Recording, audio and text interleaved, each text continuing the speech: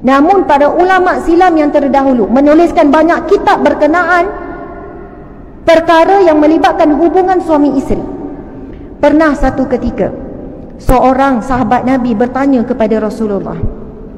Sahabat Nabi ini sangat miskin, al-fuqara wal masakin, sangat susah, sehingga kan tidak ada sedikit pun harta di rumahnya untuk melakukan sedekah.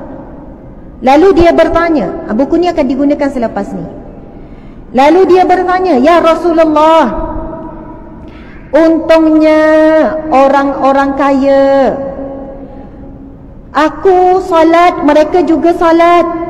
Aku bersedekah, mereka juga bersedekah ya Rasulullah. Saya puasa, mereka juga berpuasa. Saya zikir, mereka juga berzikir. Saya baca Quran, mereka juga baca Quran.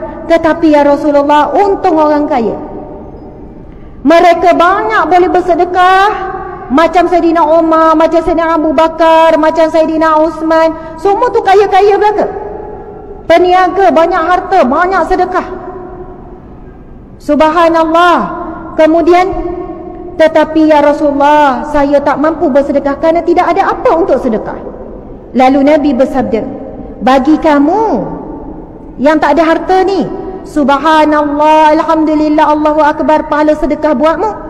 Dan kamu menjima isterimu, maksudnya melakukan hubungan suami isteri dengan isterimu, diberikan pahala sedekah. Ini disebut dalam kitab 50 wasiat Rasulullah kepada para wanita, dalam banyak kitab. Ini hadis yang masyhur. Kemudian sahabat ini bertanya, ya Rasulullah, adakah mengikut hawa nafsu juga adalah dikira ibadah? Sebab kita merasakan hubungan suami isteri itu dikira sebagai mengikut hawa nafsu. Itu kan kerana keinginan nafsu. Sebab itu ada isteri-isteri bila datang mengadu depan saya, suami mengadu dia tidak dapat layanan yang sepatutnya daripada isteri dalam hubungan suami isteri. Sebab umur dah 40 lebih, dah 50 lebih. Isteri ni jawab apa? Abang, kubur dah nak panggil dah, istighfar lah banyak-banyak, jangan duk ikut hawa nafsu tu. Dia nasihat suami dia. Saya terus kata, puan, ini kewajipan dan tanggungjawab nombor 1. Islam bukan nak besarkan sikit-sikit nafsu hubungan suami isteri, tetapi kerana khidmat tersebut memberikan ketenangan kepada jiwa lelaki dalam ibadahnya, dalam hariannya. Kerana memang Allah sebut di dalam Al-Quran, zuyyina linnas, antaranya yang pertama, hubbus syahawat linnisa, kepada wanita. Itu ujian dan cabaran yang pertama, tertarik kepada wanita. Dan jika wanita, isteri ambil berat tentang perkara ini, pahala yang sangat besar. Mungkin itulah khidmat yang menyebabkan dia dapat masuk ke syurga Allah Subhanahu wa ta'ala.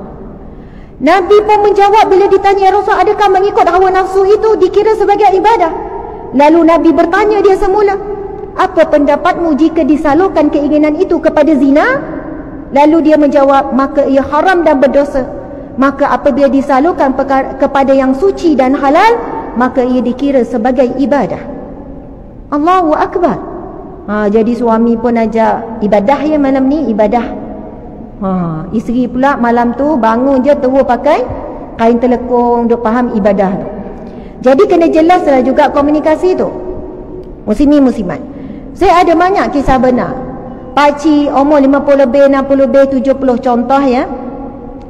Ustazah, gorang bona kat orang sebelah ni ni cakap Nonggori ya. Saya orang Terengganu tapi duduk Nonggori. Jadi masa jadi pembicara rumah tangga ni, memang orang Nonggori 9 ni orang datang, orang Kedah takkan nak pergi kot, jauh kan. Jadi tu yang pandai cakap Nonggori tu. Pakcik-pakcik datang kan, isteri ni duduk nangis, makcik ni umur dah 50 lebih ni, dah pencen dua-dua ni kan. Kenapa pakcik nangis? Entahlah orang sebelah ni orang tua ni dah bergaduh panggil orang tua kan. Dah orang tua ni buat tabiat apalah. Kenapa pakcik? Ustazah, orang sebelah ni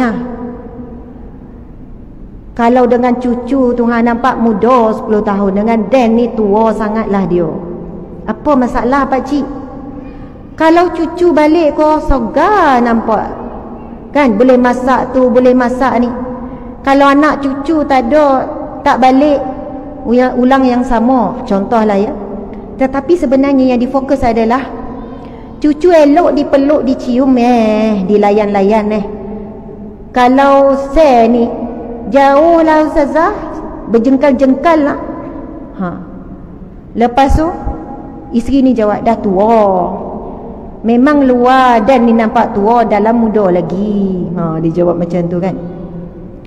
Lepas tu isteri ni pun jawab, ustazah, acik dah menopause. Macam tu kan. Suami pun jawab, tak ada lah apa-apa, pause. Macam tu kan. Bergaduh. Saya ingat ni pakcik-makcik ni, banyak ya penceraian yang berlaku usia dah lanjut. Dan ini bukan perkara yang perlu diremehkan. Sebab yang saya paling bimbang, muslimat sekalian, muslimin, saya nak sebut muslimat. Sebab buku ni bila bahas tentang tanggungjawab, memberikan khidmat, istimta', kasih mesra, hubungan, memanglah tahap itu tak sama macam orang muda, tapi adalah tahap-tahap dia. Panjang lebar dia kupas mengikut kadar umur lah masing-masing.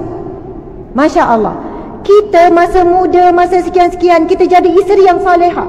Yang kita bimbang, kita mati dalam keadaan menjadi isteri yang derhaka bila hujung-hujung usia ni. Lepas tu kan saya cakap macam ni dekat pakcik, Tuan Haji, pakcik pergi jumpa doktor boleh tak? Bawa isteri jumpa doktor. Antara ayat yang kelakar tu macam karen. Kalau nak sentuh tu macam karen, maksudnya dia punya melantun tu. Contoh sikit melantun, astaghfirullah, istighfar, macam buat dosa pula kan, nak manja-manja. Masya Allah. Lepas tu dia cakap macam tu lah, macam terenjat, sentuh macam karen. Lepas tu saya cakap macam ni pakcik, pasal monopause ni, benda ni memang betul. Isteri pakcik ni mengalami gejala-gejala ni bukan dibuat-buat, bukan dibuat-buat. Ini fitrah. Pakcik kena bawa pergi jumpa doktor sekian-sekian, contoh ya. Kemudian pakcik ni pun ikutlah nasihat, bawa jumpa doktor. Lepas tu saya sampai giliran 2 minggu lagi, biasa temu janji akan jumpa. Telefon je pakcik, Assalamualaikum ustazah, ni ustazah Asma ke? Sebab nombor telefon pejabat mesti dia ada. Yo, kira tutup file lah ustazah, dah selesai dah. Dah ada magnet dah sikit-sikit dah. Subhanallah, belum tu karen kan. Adalah jumpa doktor, doktor bagi pil hormon supaya stabil sikit. Betul lah, rupanya dia ada masalah tu. Memang sebab itu perlunya ilmu. Bila ada masalah, rujuk orang yang tahu.